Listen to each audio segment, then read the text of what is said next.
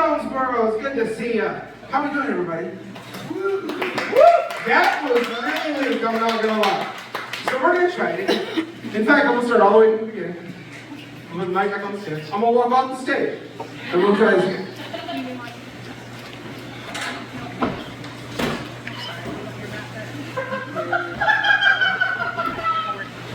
Good evening, Jonesboro. How we doing, y'all?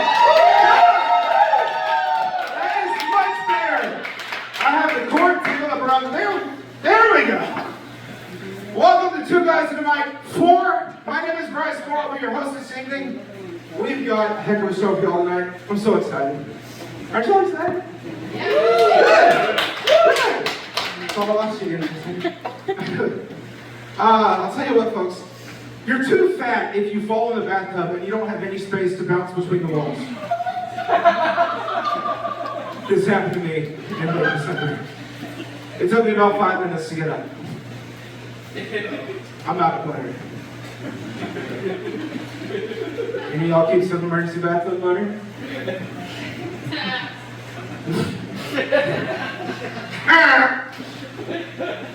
I'm gonna remember that. Oh man, I went through a breakup last year. Turns out Little Debbie's not the one. Although I do miss her cream filling.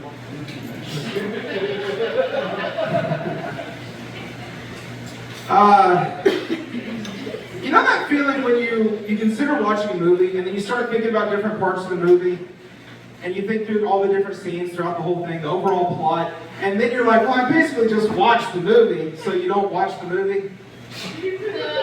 I do the same thing with exercise. I'm like, oh, sit-ups, oh, push-ups, the jumping jacks. I basically just worked out. We'll go back to eating some Cheetos. I'll tell you something I actually did last year. I tried to get with a girl that's been married twice last year. I've never so much as been on a date. That's like trying to fly an F-16 when you never even learned to ride a bike. You know, clearly I have no business here, but it just stuck in the cockpit.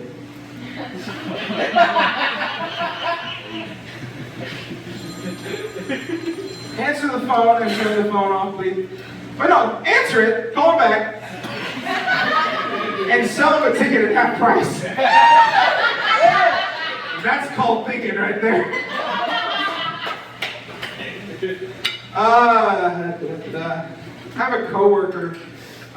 She used to be a teacher's aide, and she was telling me about one of her students and the horrible decisions this student has made.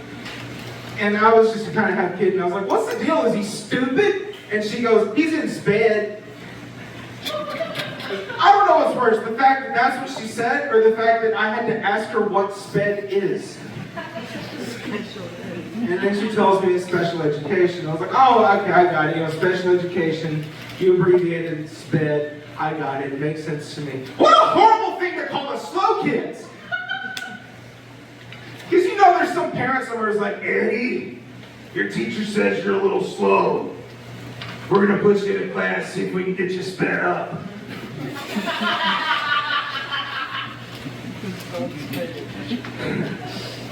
I couldn't imagine being a parent. It looks pretty miserable, doesn't it? Yeah. Thanks. It looks pretty miserable. The way I see it, having a kid is kind of like having cancer. Hold on. Hear me out. In both circumstances, you determine there's a mass growing in your body. So you go to a doctor to get it checked out, verify it, see how far along it is.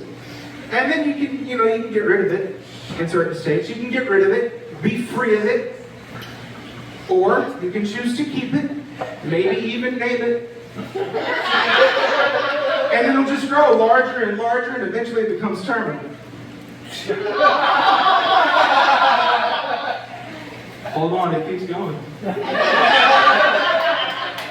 Then you spend all your time and energy and money just trying to survive, making the best of a bad situation, feeling tired and sick all the time, just hoping the sweet release of death will finally come and end your suffering. And I hear cancer's pretty rough too. Pretty much the only real difference between having a kid and having cancer is that if one member of a couple gets cancer, the other doesn't go around saying, "We've got cancer." No, that's just her. And I didn't give it to her.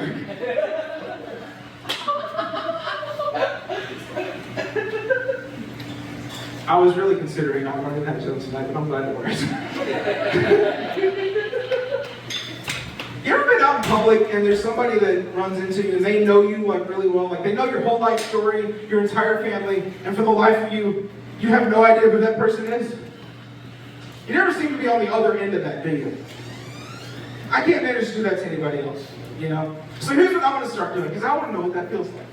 I'm going to start going out in public and meeting up with random people that I've never seen before and act like I know them super, super well. I'll ask them real personal questions, too. Hey, good to see you! How was the operation? Have you had a bowel movement yet? What color?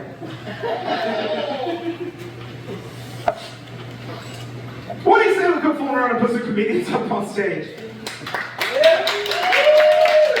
going to try that again too. So I'm going to jump all the way off stage and do the whole set again. Okay. What do you say we put fooling around and put some comedians up on stage? My God, how did I just do that? Your first guy is 8 feet tall. Are you ready for your first comedian of the evening? While I was back there, I figured out the best excuse to get out of jury duty. When you get called for jury duty, and they ask you if you can convict based on the evidence given, tell them you can't because you're the one that committed the crime. Now this is the kind of things you're going to see here. Now is there anybody who cannot convict based on this kind of evidence? I can't, Your Honor. Why not? Because I know the defendant is innocent. And just how exactly do you know that? Because I'm the one that stole that old lady's car. In fact, I drove it to the courthouse this morning.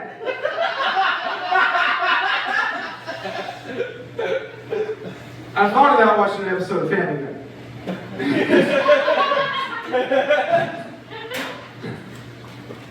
I don't even remember what the episode was about. Anyway, what do you say we bring another comic on stage?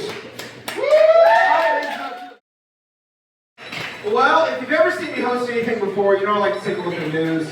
And last week it got announced that the Devil in the Ozarks, his nickname that I had, got sentenced to an additional 13 years in prison for breaking out of prison. Well, if they didn't want him to break out, they should just let him go. Now they gave him 13 more years and he can break out again. It's called crime of opportunity. This guy got stabbed last week after an argument. And here's a pro tip, folks. If you're having a disagreement with somebody, the guy with the knife is probably right. This dude put on a masterclass in poking holes in the other guy's argument, too.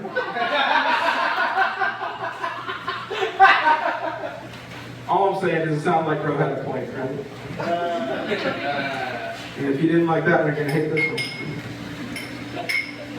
Several months ago, this guy got arrested for hitting a woman in the head with a hammer. And he said it was an accident. He was actually aiming at the woman's dog.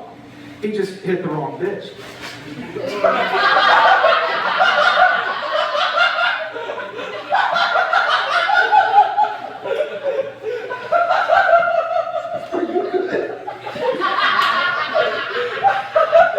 This is the whole reason I bring him to the show. It doesn't matter how I'm doing, it always sounds good. What do you say we bring the headliner on stage?